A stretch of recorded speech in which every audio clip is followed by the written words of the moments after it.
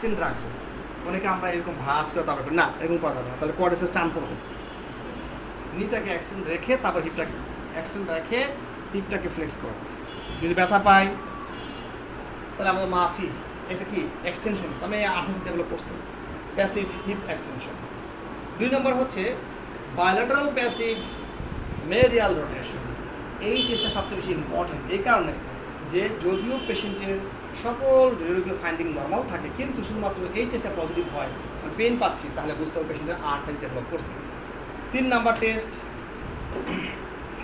Resisted lateral rotation, মানে চাপ দেন, resisted মেডিয়াল rotation, ভিতরে চাপ দেন, সাধারণত পেনফুল হয় না এগুলো।